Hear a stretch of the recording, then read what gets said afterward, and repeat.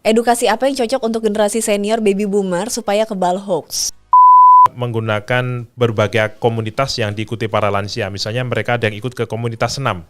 Jadi acara senam pagi misalnya, habis acara senam itu kita kumpulkan mereka, kita bikin acara mentoring. Siapa yang mempercayai isu tersebut, Mas? Literasi digital itu sangat berpengaruh bagaimana masyarakat punya kemampuan untuk melakukan analisis dan evaluasi ya terkait dengan informasi yang dapat di media digital.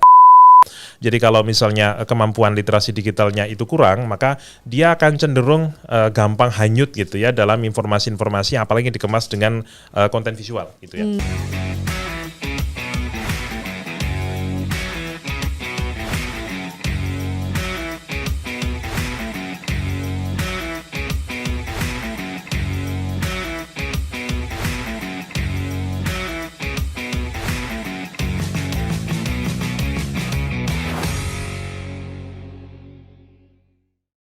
Halo teman pemilih, apa kabar semuanya? Jumpa lagi bersama dengan saya Nona, host podcast KPWRI yang akan memandu podcast episode kali ini. Nah teman pemilih, kita sudah semakin dekat nih jelang hari H pemungutan suara. Nah biasanya semakin dekat dengan hari H kita juga semakin banyak hoax yang bertebaran nih teman pemilih. Nah hari ini kita akan kupas tuntas hoax dan pemilu bersama dengan ahlinya dari Mafindo, Mas Zek ya. Sebetulnya nama aslinya itu Mas Septiaji Eko Nugroho. Betul. Tapi panggilannya Mas Zek ya Mas? Iya. Baik, beliau adalah Ketua Presidium Mafindo ya Mas ya. Baik Mas, apa kabar Mas Zek? Alhamdulillah baik Mbak. Baik, terima kasih loh Mas sudah datang dan bincang-bincang nih ya, bincang-bincang pada teman pemilih juga di studio podcast pada hari ini. Mas, sibuk apa? Ya, tentu saja kita sebagai organisasi fact checking kita sibuk melakukan periksa fakta terkait dengan berbagai macam isu yang beredar di media sosial. Jadi saya ini kan berasal dari satu komunitas yang namanya Masyarakat Anti Fitnah Indonesia. Jadi kita berangkat dari aktivitas fact checking dari berbagai macam informasi yang beredar di media sosial yang berpotensi meresahkan masyarakat. Nah, tentu saja menjelang pemilu 2024 ini yang menjadi salah satu perhatian kita adalah terkait dengan pemilu. Jadi saat ini kami sedang melakukan beberapa aktivitas gitu ya. Salah satunya adalah melakukan kolaborasi dengan banyak pihak. Salah satunya adalah dengan kawan-kawan dari masyarakat sipil. Kita punya namanya Koalisi Masyarakat Sipil Lawan Disinformasi Pemilu 2024. Ada 12 organisasi di sana dan kita sudah menjalin kolaborasi dengan platform digital, kemudian juga dengan penyelenggara pemilu. Dan selain itu kita juga punya kolaborasi namanya cekfakta.com. Itu adalah kolaborasi dengan 24 media online. Jadi kita bergotong royong untuk menyisir konten-konten yang mengadu domba, konten-konten yang menghasut, konten-konten hoax yang saat ini rupanya masih cukup banyak ya di media digital. Dan kita juga punya kolaborasi namanya Koalisi Damai. Ini adalah koalisi yang harapannya bisa mendukung upaya moderasi konten yang lebih baik di Indonesia. Begitu, Mbak. Baik, selain kolaborasi tadi ya Mas, ada riset nggak? Ada, kita di Mafindo juga punya komite litbang, di mana kita juga melakukan pemetaan setiap bulannya kita rilis berbagai macam hoax yang beredar di Indonesia. Nah mungkin temuan kita sudah melihat ya sejak tahun 2022, jadi sejak tahun kemarin hoax terkait dengan pemilu 2024 ya, itu sudah mulai muncul dan angkanya terus menaik. Dari 2022? 2022 Wow, sudah mulai itu muncul. 2 tahun sebelum pemilu tapi udah mulai meningkat ya Mas ya? Sudah mulai meningkat dan di tahun 2023 ini kita melihat peningkatannya sudah semakin naik. Yang membedakan mungkin adalah sekarang ini berbagai macam hoax yang beredar di media sosial itu semakin visual. Jadi banyak konten-konten itu berupa video. Jadi kanal-kanal video ya di platform seperti Facebook, kemudian YouTube, kemudian TikTok. Ini adalah platform yang mungkin paling masif gitu ya, peredaran hoax ya, termasuk juga tentu mengalir ke aplikasi percakapan privat seperti WhatsApp, kemudian juga Telegram. Jadi kita juga kemarin bulan April baru saja merilis data pemetaan kita. Jadi kita melihat bahwa ini ada isu-isu yang serius nih terkait dengan masalah politik identitas. Kemudian yang kedua seperti sebagaimana yang kita alami di tahun 2019 adalah upaya delegitimasi penyelenggaraan pemilu. Jadi hoax yang menyerang kepada penyelenggara pemilu. Baik, itu tadi pemetaan ya Mas ya, pemetaan hoax jelang pemilu 2024. Menarik tadi yang soal video Mas. Ini maksudnya video yang direkayasa atau dipotong-potong diedit atau gimana Mas? 80% lebih ya, mungkin hoax video itu isinya adalah misalnya video dengan durasi 3 menit, isinya adalah potongan dari beberapa video, bisa 2 atau 3 video, kemudian dijadikan satu, dikasih sampul ya, gambar sampul yang editan, kemudian judul dan editan, kemudian suaranya itu diisi dengan dari text to speech ya, jadi ada sebuah tulisan dari media yang tidak jelas, kemudian dibacakan oleh komputer, kemudian video audionya dimasukkan dalam video. Nah ini adalah tren yang saat ini rupanya digemari oleh para pembuat hoax ya. Jadi mereka ini kanal-kanalnya itu bisa dapat view sangat luar biasa banyak. Jadi kami mencatat dari 32 kanal ya, dari beberapa platform itu mereka bisa menghasilkan view sampai 1 miliar view. Wow, 1 miliar view, itu banyak loh Mas. Banyak sekali. Banyak ya. itu. Banyak sekali. Jadi ini menjadi salah satu temuan yang sekaligus menjadikan bahwa ini tantangan kita ini lebih serius lagi. Belum lagi sebentar lagi mungkin kita akan ketemu dengan konten-konten yang berbasis dengan artificial intelligence seperti deepfake. Nah itu dia, berarti kemungkinan akan ada nanti video-video yang ada yang ya deepfake di video begitu ya Mas ya? Sangat mungkin ya, karena teknologinya sekarang sudah semakin matang, semakin mudah gitu ya untuk diakses gitu ya oleh masyarakat. Jadi konten deepfake yang sifatnya rekreasi gitu ya sudah mulai ada gitu ya. Seperti contoh ada video Pak Jokowi misalnya sedang nyanyi gitu ya, suaranya dia sedang menyanyi. Padahal suaranya persis sama dengan suara Pak Jokowi, tapi tentu bukan Pak Jokowi yang nyanyi. Kemudian wajah juga sudah mulai ada yang bisa memproduksi gitu ya. Meskipun mungkin dalam konteks yang isu yang serius belum, tetapi kita harus waspada karena kalau di negara lain seperti di Amerika itu sudah muncul. Wow. Berarti apakah ini juga sama di pemilu sebelumnya Mas? Belum. Pemilu sebelumnya itu masih lebih banyak konten hoaxnya itu foto ya, gambar foto yang kemudian diedit ataupun yang asli, tetapi konteksnya yang captionnya yang kemudian menyesatkan. Jadi semakin kesini kan perkembangan bandwidth internet semakin tinggi, orang-orang dengan mudahnya bisa mengakses platform berbasis video gitu ya, sehingga sekarang trennya sedang mengarah ke sana. Itu yang membedakan dengan 2019. Wow, berarti semakin banyak lagi jenisnya ya Mas ya? Semakin semakin banyak, advance begitu. Semakin menantang karena semakin sulit ya. Video itu lebih sulit untuk diperiksa faktanya ketimbang gambar ataupun juga teks. Wah ini benar-benar challenging sekali nih untuk teman pemilih ya. Itu sekarang dari yang tadinya foto sekarang video, lebih sulit lagi teman pemilu untuk identifikasi. Baik, kemudian Mas, apa ada latest research atau temuan terkini ya yang berkaitan dengan pemilu 2024 selain pemetaan tadi? Ya, mungkin kalau kita lihat ya beberapa hoax yang paling banyak beredar ya terkait dengan masalah pemilu itu masih terkait dengan upaya untuk menjatuhkan ya kubu-kubu yang sedang berkontestasi. Jadi bisa menyerang kepada para kandidat yang dipersepsikan akan menjadi capres itu ya. Itu yang paling banyak mendapatkan perhatian dan otomatis mendapatkan hoax paling banyak. Kemudian juga partai pengusungnya, termasuk juga mungkin kelompok ataupun tokoh yang mendukungnya, itu juga biasanya menjadi sasaran hoax. Dan di awal tahun 2023 ini sudah mulai juga muncul beberapa hoax yang misalnya dia akan mencoba untuk mendelegitimasi penyelenggara pemilu. Misalnya nih ada isu katanya WNA dari Cina itu dibekali dengan KTP gitu ya supaya dia bisa nyoblos. Nah ini adalah isu yang sebenarnya pernah muncul di tahun 2019, tetapi ini muncul kembali dan rupanya yang percaya dengan isu ini masih cukup banyak. Jadi ini perlu menjadi perhatian serius bagi kita, khususnya bagi penyelenggara pemilu, karena kita juga tidak ingin pemilu kemudian diganggu gitu ya dengan berbagai isu-isu yang tidak benar. Oke.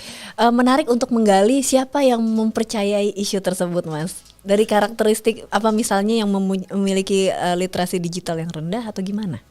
Ya, faktornya mungkin ada dua ya. Pertama adalah tentu tentang literasi digital. Itu sangat berpengaruh bagaimana masyarakat punya kemampuan untuk melakukan analisis dan evaluasi ya terkait dengan informasi yang dapat di media digital. Jadi kalau misalnya kemampuan literasi digitalnya itu kurang, maka dia akan cenderung gampang hanyut gitu ya dalam informasi-informasi yang apalagi dikemas dengan konten visual gitu ya.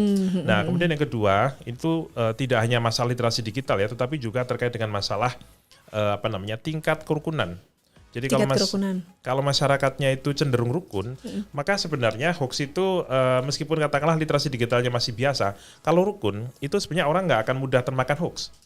Ya, jadi kalau misalnya masyarakatnya itu diguyup gitu ya, maka ketika ada isu yang beredar, dia akan lebih tenang, dia tidak akan kemudian bergejolak atau emosional. Karena kan hoax itu biasanya diserang itu adalah sisi emosinya ya. Jadi itu yang kemudian membuat gitu ya orang-orang yang kadang-kadang sedang situasinya panas, tidak suka gitu, itu gampang sekali dikompori dengan hoax gitu. Baik. Kalau Mavindo sendiri ada provide informasi terkait kepemiluan nggak, Mas? Ya otomatis karena kita punya kanal Periksa Fakta ya, jadi kita punya website namanya turnbackhoax.id dan juga dengan kawan-kawan Cek Fakta ini kita punya situs namanya cekfakta.com. Ada lebih dari 10.000 artikel di sana terkait dengan berbagai macam hoax di Indonesia dan salah satu yang paling banyak itu adalah terkait dengan masalah politik ya. Di antaranya tentu kalau menjelang pemilu isu-isu terkait kepemiluan. Jadi yang kita provide itu adalah yang pertama itu adalah konten-konten fact checking. Jadi ketika ada sebuah isu yang tidak benar beredar dan kemudian kita dapat klarifikasinya, maka kita publikasikan bisa di website, kemudian juga kita produksi juga di berbagai kanal media sosial seperti Instagram, Facebook, kemudian juga Twitter dan juga TikTok. Nah, itu yang sebenarnya ini yang sudah kita lakukan di tahun 2019 dan kita lanjutkan gitu ya dengan kolaborasi yang lebih erat lagi dengan kawan-kawan di berbagai kalangan baik itu nasional ataupun juga di level wilayah karena kita punya 40 chapter ya wilayah di Mavindo saat ini ada 40 dan jadi kita berkolaborasi dengan kawan-kawan KPU daerah, Bawaslu daerah dan juga teman-teman jurnalis. Dan mungkin yang membedakan adalah kita juga sekarang sedang dalam proses untuk memperbanyak konten pencegahan hoax yang kita sebut dengan pre-banking. Jadi kalau konten Periksa Fakta adalah fact checking, maka kita perlu saat ini sedang menggalakkan membuat konten-konten vaksinasi informasi pemilu. Nah, jadi misalnya ini setiap tahun ya, setiap kali ada pemilu itu biasanya selalu ada isu yang mencoba menyerang penyelenggara pemilu misalnya. Wih, server KPU itu ada di Singapura, disetting untuk kemenangan kubu tertentu gitu ya. Itu adalah hoax yang saya waktu itu sampaikan di tahun 2019 adalah hoax yang paling viral di pemilu lalu. Dan rupanya isu-isu semacam ini masih juga muncul di masyarakat. Jadi isu-isu terkait dengan masalah sistem perhitungan ya, rekapitulasi, kemudian juga tentang situng ya, kalau sekarang namanya sirekap gitu ya. Itu juga menjadi salah satu topik yang sepertinya mudah sekali viral karena dilandasi karena adanya asimetri informasi di masyarakat. Jadi masyarakat masih banyak yang belum paham apa itu fungsinya sistem informasi yang digunakan oleh KPU. Jadi ketika ada muncul, wah ini ada hacker, dia jebol datanya servernya KPU, mereka akan langsung percaya, oh ini berarti kerjaannya dari pihak tertentu untuk memenangkan kubu tertentu. Jadi ini akibat masyarakat yang belum paham bahwa rekapitulasi manual kita, rekapitulasi pemilu kita ya sejak 1955 sampai sekarang ini kan manual, by paper. Dari dari TPS C1 sampai kecamatan, kabupaten dan sampai nasional itu kan basis kertas, tanda tangan basah, ada saksi-saksinya. Jadi fungsi komputer ini sepertinya masih disalahpahami sehingga akhirnya kita mengetahui bahwa ini kalau kita fact checking saja, kita pasti akan ketinggalan terus. Jadi kita perlu melakukan pencegahan dengan apa? Dengan melihat apa potensi gap informasi di masyarakat. Seperti tadi, ternyata banyak masyarakat yang belum paham bahwa rekapitulasi penghitungan suara kita itu manual. Sehingga itu yang kemudian kita jadikan sebagai konten pre-banking. Nah, ini kita sedang dalam proses melatih gitu ya, teman-teman relawan, teman-teman jurnalis, teman-teman komisioner ataupun juga pengelola akun media sosial ya di KPUD dan Bawaslu-D supaya ayo kita ramekan konten pencegahan. Ini harus diutamakan. Jadi jangan sampai kita menunggu hoaxnya datang baru bergerak. Kita harus bergerak dari sekarang. Wah, seru sekali ya. Ini baru ada insight baru ini pre-banking dan di-banking ya Mas ya. Baik, kita akan obrolin ini lebih lanjut di segmen selanjutnya. Jangan kemana-mana teman pemilih, tetap stay tune di podcast KPU RI hanya di kanal YouTube Komisi Pemilihan Umum Republik Indonesia. Teman pemilih, masih bersama saya Nona, host podcast KPWRI, dan saat ini saya masih ditemani oleh Mas Zack dari Mavindo. Tadi kita sudah bicara mengenai pre-banking dan debanking. Yuk kita kupas satu persatu dulu dari pre-banking ya Mas ya. Mas, kira-kira nih dari teman pemilih mungkin juga penasaran, apa sih to-do list-nya yang harus dilakukan oleh penyelenggara, kemudian dibantu oleh masyarakat sipil begitu ya, dan teman-teman media untuk melakukan pre-banking ini. Apa isu yang top urgent begitu Mas? Ya, mungkin pertama kita mungkin perlu menyampaikan apa itu pre-banking ya. Jadi pre-banking ini kan ibaratnya kalau misalnya kita analogikan, karena dia juga berasal dari ilmu kesehatan sebenarnya. Ketika melawan COVID-19 itu kan kita ada dua hal yang kita lakukan. Pertama adalah menjaga protokol kesehatan, yang kedua adalah vaksinasi. Jadi kalau yang kemudian kalau seandainya orang sudah terkena virus gitu ya, maka yang dilakukan adalah diobati. Nah, kalau mencegah menangani hoax itu kan, kalau kita melakukan fact checking, ibaratnya hoax sudah datang, kemudian beredar, dipercaya oleh masyarakat, kita pengen ngobati mereka dengan fact checking itu kayak semacam kita sedang mengobati orang. Nah, supaya masyarakat itu tidak sampai menjadi pasien COVID, maka salah satu yang efektif adalah melakukan vaksinasi. Tubuh kita disuntik dengan virus yang sudah dilemahkan, sehingga ketika ada virus yang datang sesungguhnya, tubuh kita sudah bisa langsung merespons secara alami, sehingga tidak jadi sakit. Nah, informasi itu juga sama, jadi dalam ilmu psikologi itu ada namanya teori inokulasi. Nah, teori inokulasi ini adalah bagaimana seandainya ketika masyarakat sudah dikasih tahu bahwa nanti akan muncul hoax semacam ini, nanti akan ada orang yang mengadu domba kita dengan isu-isu semacam ini. Kalau dia sudah dikasih tahu lebih awal dan ketika ada muncul isunya, dia udah langsung resisten. Berbeda dengan ketika orang tidak dikasih tahu dulu, tahu-tahu ada informasi datang, dia akan bimbang. Nah, ini yang menjadi dasar kenapa vaksinasi informasi dalam konteks ini isu pemilu 2024 ya, dan khususnya tentang di media sosial itu yang kita lakukan. Nah, kita menyebutnya adalah pre-banking. Jadi pencegahan gitu ya, sedang debanking itu adalah upaya respon cepat ketika hoax itu sudah terlanjur beredar. Nah, untuk pemilu sendiri itu ada banyak sekali isu-isu yang beredar yang perlu kita lakukan vaksinasi, baik itu terkait dengan masalah politik identitas ataupun juga isu-isu penyelenggaraan pemilu. Nah, misalnya di sini teman-teman pemilih ya, ini kan juga harus memahami betul bahwa ada banyak sekali informasi terkait dengan penyelenggaraan pemilu ya, tentang tata caranya. Seperti contoh misalnya di tahun 2019 itu muncul ada gambar-gambar beredar foto-foto pencoblosan di Singapura, di Taiwan, di Hong Kong yang beredar 2 minggu ya atau 3 minggu sebelum kita melakukan pemilu, dan itu dinarasikan loh, kok mereka sudah milih gitu ya, kan kita belum, kok mereka udah milih, ini berarti kecurangan nih gitu ya. Bagi teman-teman penyelenggara pemilu mungkin akan tersenyum atau ketawa gitu ya. Tapi di media sosial informasi semacam itu bisa di-share sampai puluhan ribu. Nah, kenapa demikian? Nah, ternyata ada ketidakpahaman masyarakat bahwa tata cara pemilu di luar negeri itu agak sedikit berbeda dengan di Indonesia, karena mereka waktunya lebih duluan, mereka bisa menggunakan pos. Kemudian juga mereka dari sisi waktu itu memang lebih dulu, tetapi penghitungannya kan bareng dengan di kita di Indonesia. Nah, ini adalah sebagian dari gap informasi yang kemudian perlu kita jadikan sebagai sarana vaksinasi. Jadi kita kemarin dengan teman-teman di KPUD di Jawa Tengah di Soloraya dan teman Bawaslu, kita udah merapat bareng, kita mendapatkan insight. Jadi ada beberapa topik yang perlu kita sisir. Pertama tentang logistik, tentang masalah tadi ada surat suara, kemudian tentang masalah kotak suara, tentang masalah sekarang saja udah mulai muncul. Ini adalah contoh-contoh surat suara yang sudah beredar di masyarakat dan sudah sudah dia akan digunakan sebagai bahan kecurangan gitu ya. Jadi itu juga mengeksploitasi gap informasi di mana masyarakat belum sepenuhnya paham tentang kapan surat suara itu resmi dicetak gitu ya oleh provider yang akan menyediakan surat suara ke KPU. Nah, kemudian yang kedua itu adalah terkait dengan masalah rekapitulasi suara gitu ya. Itu biasanya sangat banyak muncul. Itu yang menyebabkan hoax tentang pemilu di catatan kami di Mavindo biasanya lebih banyak pasca hari H dibanding sebelumnya. Jadi pasca hari H, ketika hari H pemilu, kemudian penghitungan suara di TPS gitu ya, C1, kemudian ke kecamatan dan seterusnya, itu yang paling banyak didampingi dengan banjir hoax gitu ya. Dan ini biasanya terkait dengan masalah perhitungan suara, kemudian ada masalah informasi C1 yang katanya dipalsukan dan seterusnya. Nah, ini adalah beberapa contoh-contoh ya, termasuk mungkin ada isu yang lain terkait dengan masalah ini yang juga ramai adalah tentang upaya delegitimasi tidak hanya penyelenggara tetapi juga kepada pemilihnya itu sendiri. Jadi teman-teman pemilih ini kan ada juga misalnya teman-teman yang ada di kategori orang dengan gangguan jiwa ya.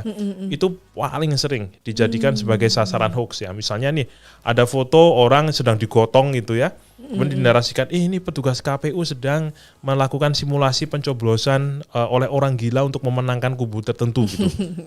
Itu juga bisa viral gitu ya. Jadi ini juga mengeksploitasi gap informasi yang masyarakat yang belum tahu hak-hak pemilih yang merupakan orang dengan gangguan jiwa. Jadi mereka akan pukul rata orang dengan gangguan jiwa itu adalah orang gila, mereka tidak boleh memilih gitu ya. Nah, ini adalah pemahaman yang salah. Nah, karenanya ketika kita bicara pre-banking yang bisa kita lakukan adalah kita lihat apa potensi yang masih disalahpahami oleh masyarakat. Apakah ada kebijakan-kebijakan yang dibuat oleh penyelenggara pemilu yang belum sepenuhnya dipahami masyarakat? Contoh masalah kotak kardus. Kotak kardus itu banyak ini, banget, Mas. Nah, itu. Jadi kotak kardus ini ternyata ketika kebijakan muncul itu tidak dipahami dengan baik gitu ya oleh masyarakat. Dianggapnya wah ini kotak kardus Indomie kita bisa sobek gitu ya, kita bisa sisipin suara gitu kan, kurang lebih seperti itu. Padahal bukan kotak kardus mie instan teman pemilih begitu. Nah, jadi kita nanti memetakan konten-konten isu-isu ya, dan kemudian kita juga melihat kalau dengan gap informasi ini maka kita bisa memprediksi tahun depan berarti sangat mungkin akan ada hoax ini.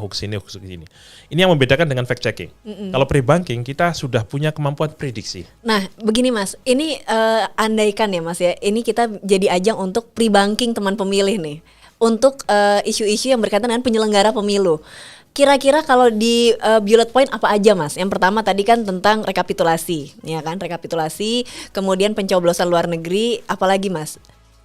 Selain itu ada lagi misalnya paling sering itu ada tentang masalah surat suara. Surat suara. Kayak misalnya kalau tahun dulu itu kan ada 7 kontainer jutaan surat suara sudah dicoblos gitu ya. Kemudian yang kedua itu adalah terkait dengan keterlibatan asing. Keterlibatan asing. Ya, itu juga sangat-sangat mudah viral. Contohnya misalnya, ini servernya KPU itu dihack sama Cina gitu ya. Untuk kemenangan kubu tertentu misalnya keterlibatan orang asing selanjutnya adalah ini. Ada foto waktu itu ada katanya orang-orang dari Tiongkok gitu ya. Itu didaftar di KPU di Surabaya gitu ya. Nah, padahal sebenarnya ya ini warga saudara-saudara kita orang Tionghoa, mereka bukan orang Tiongkok gitu. Hanya kemudian dinarasikan. Nah, itu. Kemudian yang ketiga ini hampir selalu terkait dengan masalah teknologi informasi yang digunakan oleh KPU. Baik itu servernya, baik itu tentang masalah sistemnya. Kalau dulu ada situng yang sampai bahkan dibawa ke MK gitu ya. Yang dibawa ke MK itu kan juga hoax juga itu. Nah, sekarang namanya menggunakan Sirekap, ini juga sangat mungkin nanti akan disalahpahami oleh masyarakat. Kemudian tentang yang lain itu biasanya terkait dengan ini keberpihakan penyelenggara pemilu gitu ya. Misalnya KPU-nya tidak netral karena dia ngajak ketemu dengan salah satu kandidat kepala daerah misalnya. Nah, hal semacam itu misalnya ternyata fotonya ada foto yang lama kemudian diunggah seolah-olah itu adalah kejadian yang baru. Nah, itu ada beberapa poin topik ya yang mungkin perlu menjadi perhatian khususnya bagi penyelenggara pemilu, dan karenanya kalau fact checking itu kan kita produksi kontennya sesudah hoaxnya datang. Nah, kalau pre-banking itu perlu kita produksi dari sekarang kontennya. Contoh misalnya bagaimana supaya hoax yang mengajak orang untuk tidak mempercayai pemilu akibat misalnya ada isu ini WNA dari asing dikasih KTP supaya bisa menyoblos gitu ya. Nah, ini perlu kita carikan pre-bankingnya. Nah, kami kalau versi Mavindo misalnya kita udah buat ada infografis, ada video, kita pasang di medsos kita, di website kita yang menyatakan bahwa masyarakat, teman pemilih gitu ya, bahwa WNA di kita itu memang ada yang punya hak untuk mendapatkan eKTP, ada regulasinya.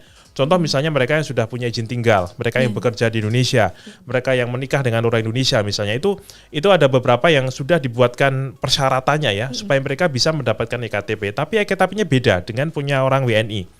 mereka itu sekarang ini sejak tahun 2022 EKTP bagi WNA itu warnanya merah muda, sedangkan kita kan biru muda. Nah, yang kedua itu adalah bahwa meskipun WNA itu punya EKTP, mereka nggak bisa memilih karena memilih itu adalah hak WNI. Nah, ini adalah salah satu contoh konten pre-banking. Jadi ketika misalnya ada mengadu domba, misalnya, ini kok ada WNA dari tulisannya ada warga negara dari asing nih, ini berarti kerjaan dari rezim gitu ya untuk memenangkan kubu tertentu. Nah, kalau informasinya udah kita provide dari sekarang, maka masyarakat akan sudah kebal. Loh enggak loh, sudah ada infonya udah lama gitu ya. Beda dengan kalau seandainya informasi faktanya dikeluarkan sesudah hoaxnya muncul. Masyarakat akan cenderung, ini lembaga ngeles doang nih gitu ya. Nah, jadi itu pentingnya vaksinasi, pentingnya informasi pencegahan. Ya, baik, itu dari tadi pre-banking ya Mas ya, vaksinasi informasi. Nah, kalau sekarang cek fakta, biar bagaimanapun cek fakta ini kan kita tetap memerlukan cek fakta ya Mas ya. Cek fakta itu sendiri apa sih yang dimaknai oleh Mavindo? Ya, jadi pre-banking dan fact-checking atau debunking itu adalah dua hal yang tidak bisa dipisahkan. Dua-duanya sama-sama urgent, hanya fact-checking itu sesudah hoax beredar, kalau pre-banking itu sebelum hoax beredar. Nah, kalau fact-checking itu adalah upaya untuk melakukan verifikasi informasi, apakah informasi yang ditanyakan atau yang beredar di media sosial itu apakah faktual berdasarkan fakta atau tidak.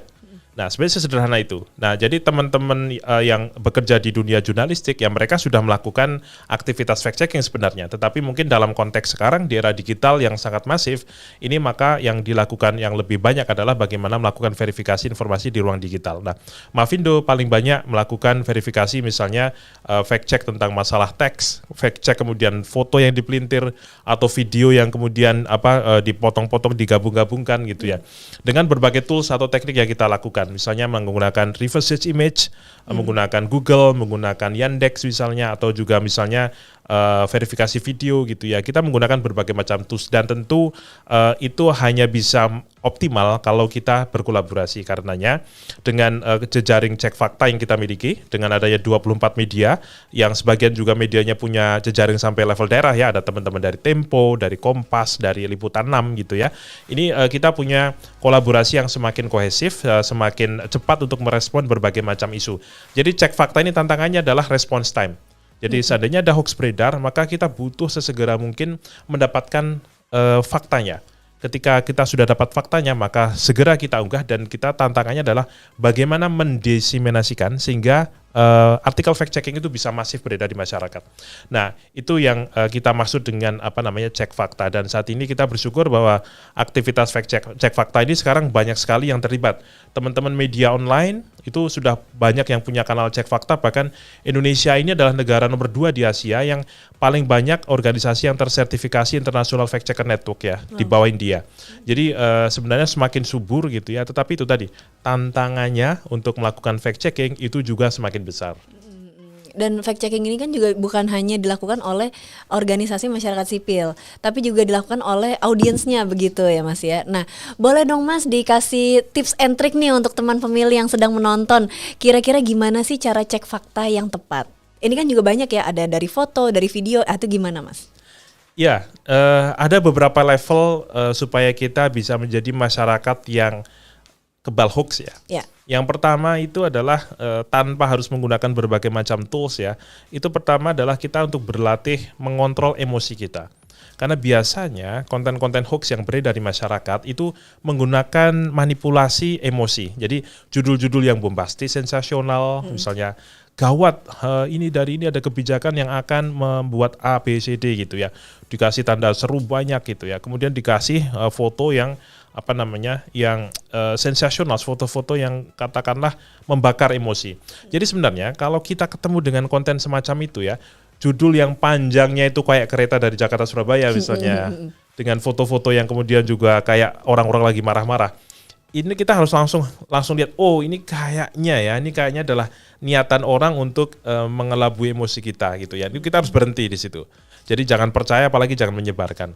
Tapi tentu sesudah kita bisa mengendalikan emosi kita kan juga pengen tahu sebenarnya benar nggak sih informasinya, faktanya sebenarnya seperti apa. Nah, ini yang pertama adalah kita pengen ngajak masyarakat bahwa di Indonesia itu sudah banyak kanal-kanal informasi yang selama ini kita berkolaborasi untuk melakukan periksa fakta. Mavindo punya turnbackhoax.id. Kemudian juga punya cekfakta.com, itu yang punya Mavindo. Teman-teman kompas.com itu punya kompas.com/cekfakta. Kemudian Tempo juga punya cekfakta.tempo.co.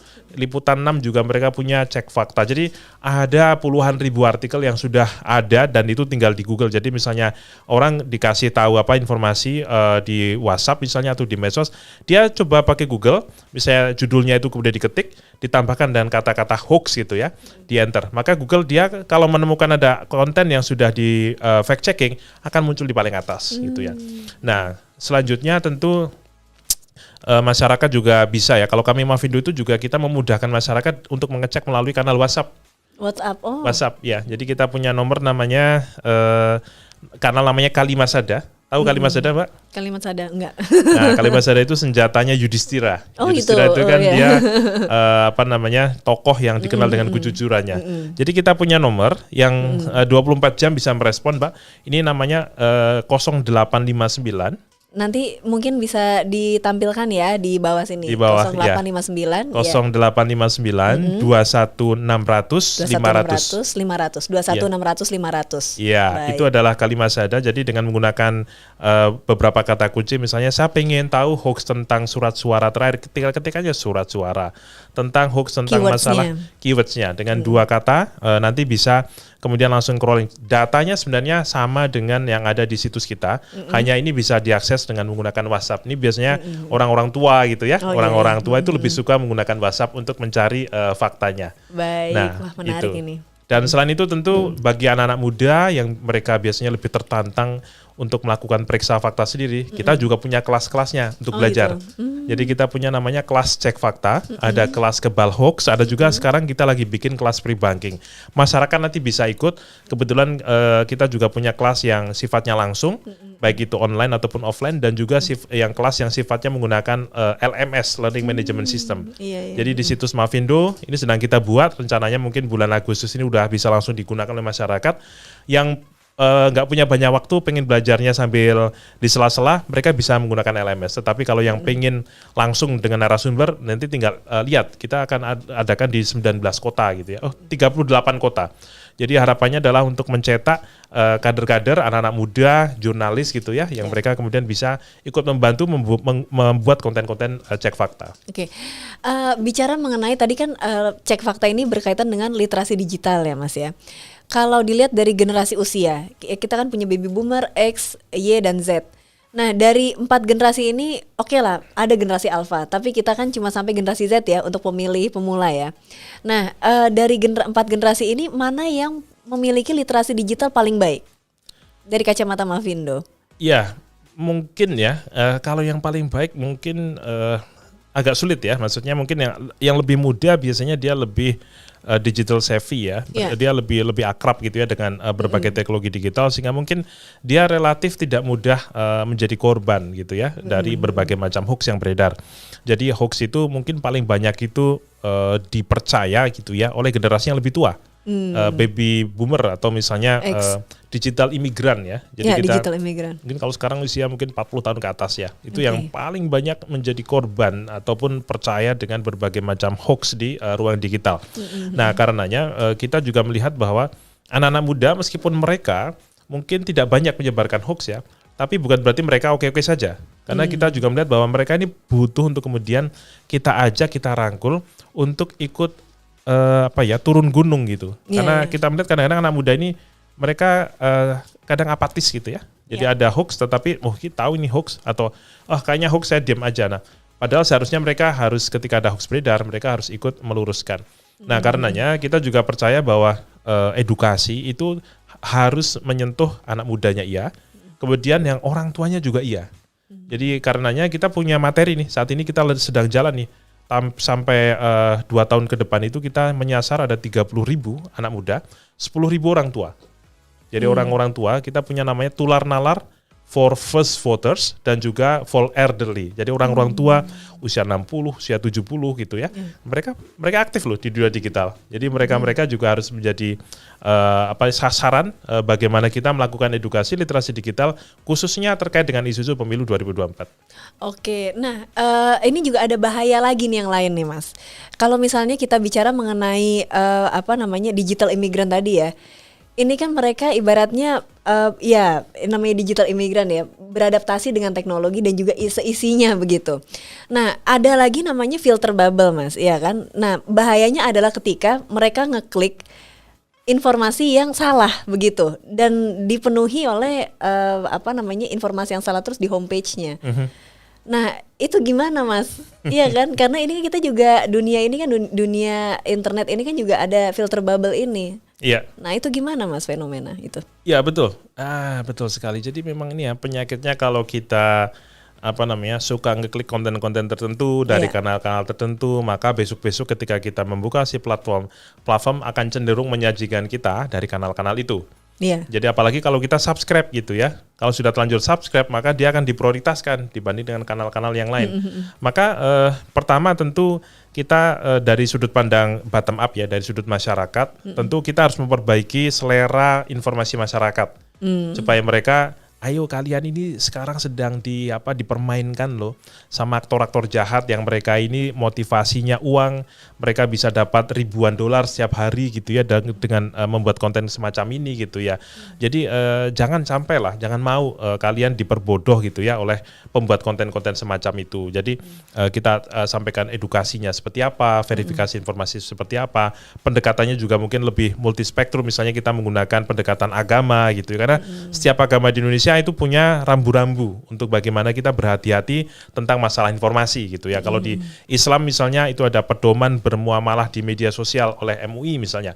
Di Kristen Katolik itu juga ada, Hindu Buddha juga ada. Jadi itu juga bisa kita gunakan. Tetapi juga yang lebih krusial adalah pendekatan yang dari level atas, moderasi kontennya. Jadi bagaimana supaya platform-platform digital nih seperti ada Google, ada Meta, kemudian ada TikTok gitu ya. Mereka bisa lebih responsif ketika ada kanal-kanal yang dieksploitasi untuk menyesatkan masyarakat. Mereka harus cukup cepat untuk melakukan respon. Apakah melakukan flagging ataukah mungkin take down ataukah kemudian deplatformisasi, orang-orang aktor jahat itu mereka disisir, kemudian mereka dikeluarkan gitu ya, sehingga mereka tidak menjadi racun atau polusi informasi. Ini yang saya rasa menjadi PR kita. Kita masih butuh banyak berkomunikasi, baik itu oleh masyarakat sipil, komunitas media, kemudian juga penyelenggara pemilu, pemerintah, dengan platform ini harus lebih banyak duduk bersama untuk melakukan moderasi konten dengan syarat ini tadi ya, harus menghargai kebebasan berekspresi, tapi juga jangan membiarkan aktor-aktor jahat itu kemudian mereka mengeksploitasi kelemahan dari ekosistem ini. Wah, ya menarik bahasannya ya Mas ya. Baik, kita masih ada beberapa sesi, nanti akan ada bahasan menarik lagi di sesi berikutnya. Jangan kemana-mana teman pemilih, tetap stay tune di podcast KPWRI hanya di kanal YouTube Komisi Pemilihan Umum Republik Indonesia. Teman pemilih, masih bersama saya Nona, host podcast KPWRI, dan di sini masih ada Mas Zack yang menemani saya berbincang-bincang mengenai hoax dan pemilu.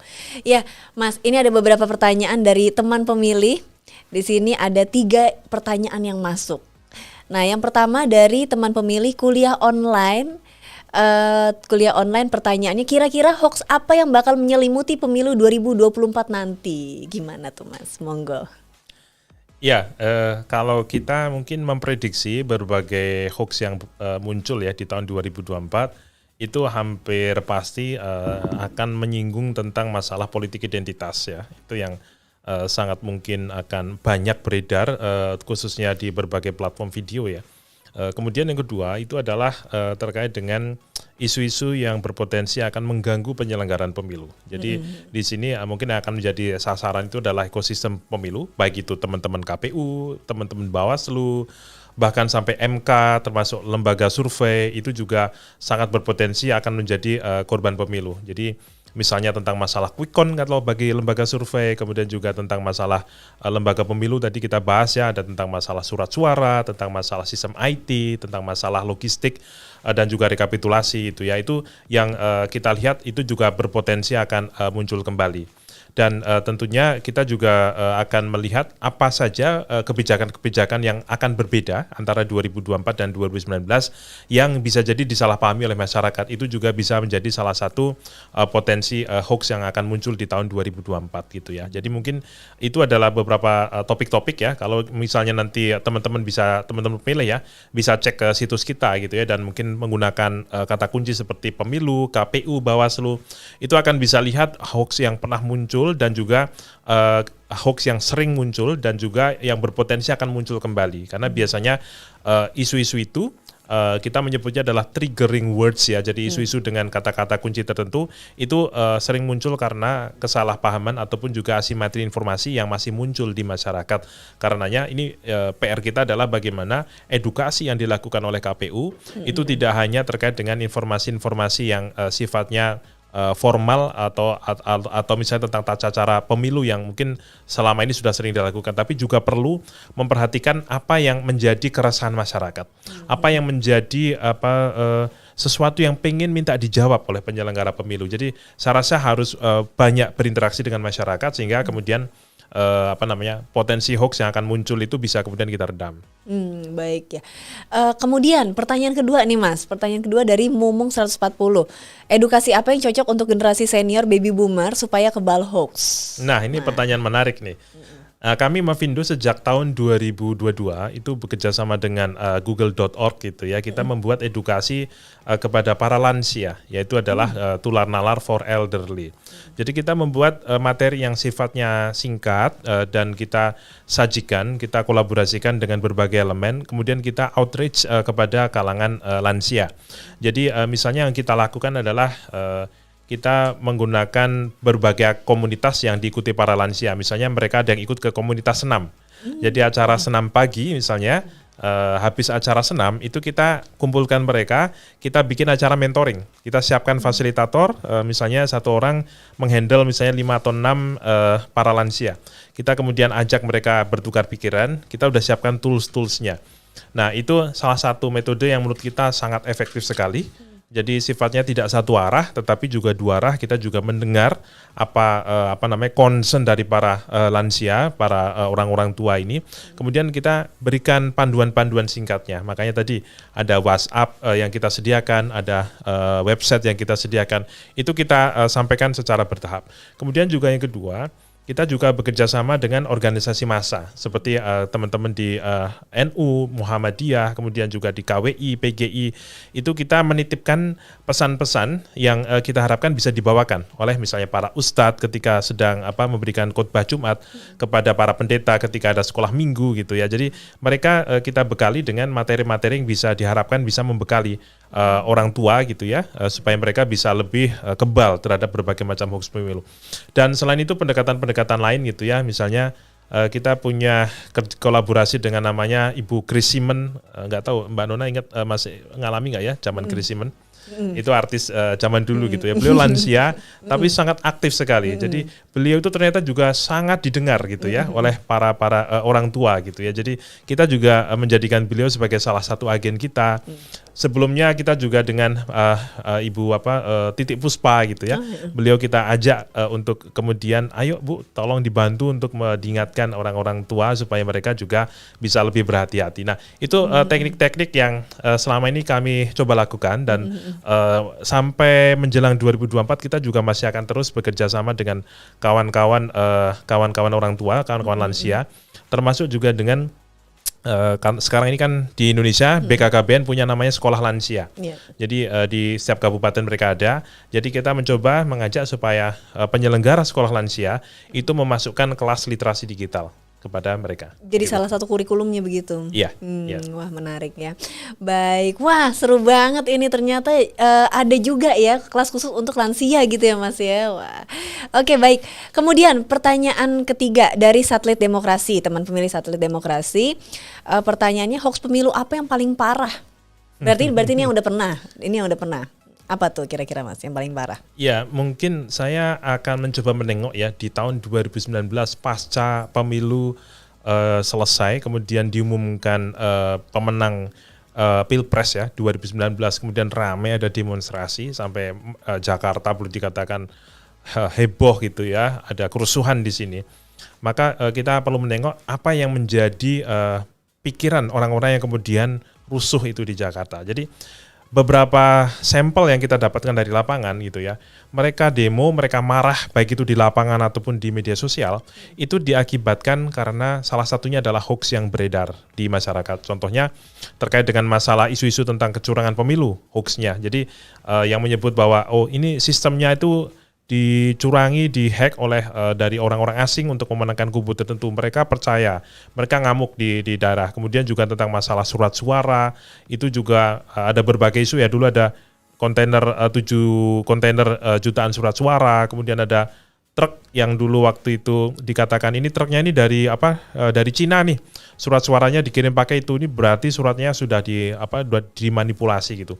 Itu yang paling banyak ya, yang itu juga paling berbahaya karena itu bisa digunakan untuk mensabotase proses pemilu di Indonesia gitu. Dan kita lihat juga trennya tidak hanya di Indonesia, di Amerika juga kemarin terjadi Capitol Hill di awal tahun 2021 sampai dikuasai oleh masyarakat yang mereka juga menjadi korban dari hoax yang menyebutkan bahwa pemilu di sana juga dicurangi. Brasil juga sama, Oktober 2022 itu juga masyarakatnya demo, bahkan beberapa bulan mereka tidak mau berhenti demonya gitu ya, bahkan mengajak militer untuk mengambil alih negara karena mereka percaya dengan berbagai macam hoax yang menyerang penyelenggaraan pemilu. Nah, ini yang saya rasa perlu menjadi perhatian masyarakat kita. Jadi trust building antara penyelenggara pemilu dengan masyarakat ini perlu ditingkatkan. Kemudian juga beberapa asimetri informasi, keresahan masyarakat terkait dengan isu yang mungkin bagi kita mungkin dianggap tidak penting tapi masyarakat nggak penting, ini yang harus segera direspon gitu ya. Seperti 2019 ada isu tentang kotak kardus di Gembok, kemudian ada tentang tentang ODGJ yang katanya dipaksa memilih gitu ya. Nah, ini adalah informasi-informasi hoax yang perlu kita luruskan karena itu dampaknya bisa mengajak orang untuk provokasi dan kemudian menimbulkan permasalahan di penyelenggaraan pemilu 2024. Terakhir boleh nggak satu dari aku? Boleh ya, silakan Mbak Nona. Nah, Mas, ini kita kan sekarang sedang menghadapi era industri 4.0 ya, di mana semuanya tuh ada pergeseran mendapatkan informasi dari yang tadinya media konvensional sekarang media sosial. Kayaknya media sosial itu as a first gate of information dari berbagai kalangan usia begitu. Nah, permasalahannya mungkin nggak sih kalau misalnya banyak kan kita nggak tahu nih informasi yang bertebaran tuh informasi apa aja, ada yang informasi benar dan salah jadi satu semuanya. Mungkin nggak sih Mas ada politics fatigue begitu atau jenuh politik, jenuh pemilu gitu, mungkin nggak itu terjadi? Kalau saya melihat itu sebenarnya sudah mulai terjadi. Sudah mulai terjadi. Jadi kalau misalnya saya lihat, saya kebetulan aktif di Facebook ya. Yeah. Itu beberapa kawan-kawan ya di lini masa yang mereka 2019 sangat militan gitu ya di dalam isu pemilu. Mereka 2024 mereka akan akan enggan gitu ya. Mereka akan lebih malas karena apa sih nih politik yang diobrolin, yang diributin itu adalah hal-hal yang sifatnya dukung-mendukung fanatisme kelompok saja gitu. Sedangkan mereka melihat bahwa ini ada banyak isu yang sebenarnya sangat fundamental seperti isu masalah korupsi, isu masalah lingkungan, pendidikan ataupun juga ekonomi bagi masyarakat kecil yang justru tidak diramaikan di media sosial. Padahal mereka justru melihat bahwa ini sebenarnya adalah isu yang penting. Jadi dukungan kepada salah satu kandidat kepada partai itu sah-sah saja, tetapi mereka merasa bahwa ini kayaknya sudah terlalu overdosis nih, mereka udah nggak mau lagi ikut-ikutan. Jadi sebenarnya ada fenomena semacam itu dan kalau kita lihat bahwa ada sisi aspek bagusnya itu adalah ketika mereka kemudian mulai menjadi bagian dari depolarisasi. Jadi mereka kemudian mengajak kepada teman-temannya, oke lah kita dukung, tetapi dukungnya yang rasional. Jadi tidak sampai fanatis, tidak sampai. Nah ini mungkin fenomena-fenomena. Jadi kalau boleh dibilang bukan political fatigue ya, tetapi mereka lelah dengan berbagai macam provokasi lelah dengan berbagai macam hoax yang berusaha mengadu domba mereka. Nah, mereka perlu kita ajak, kita rangkul gitu ya. Kita berikan kesempatan bahwa suara Anda itu legitimate. Suara Anda itu perlu disampaikan. Mari kita dorong supaya secara lebih luas lagi ada upaya-upaya untuk menjadikan demokrasi kita lebih sehat. Dukungan itu tidak hanya berbasis fanatisme kepada tokoh, tetapi juga kita dorong supaya mereka meramaikan media sosial dengan gagasan.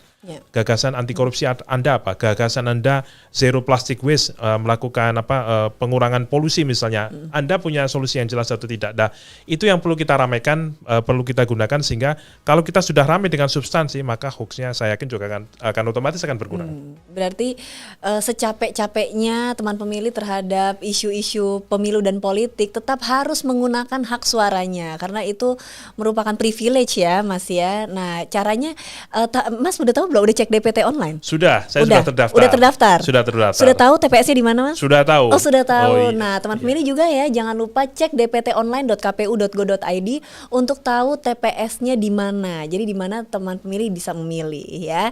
Baik, kita sudah sampai di akhir sesi. Sebelum kita menutup podcast episode kali ini, saya mau tanya ke Mas, apa pesan Mavindo kepada teman pemilih? Ya Mbak Nona, jadi kita saat ini di era demokrasi digital yang sangat deras ini, ada banyak sekali informasi-informasi yang beredar yang bisa jadi membuat kita menjadi halu gitu ya.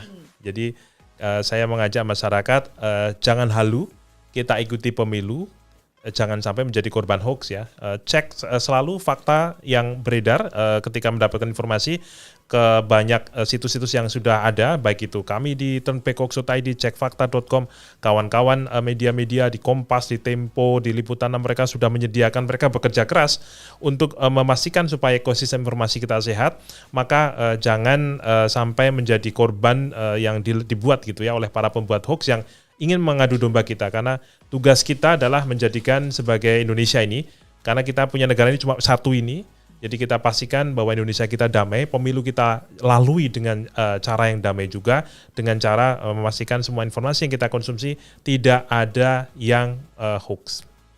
Wow, closing statement yang sangat tepat dan sharp to the point.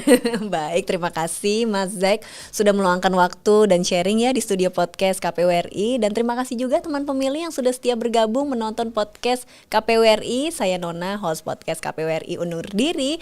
Dan sampai jumpa di podcast episode berikutnya. Podcast KPU RI terdepan bicara kepemiluan. Sampai jumpa, bye.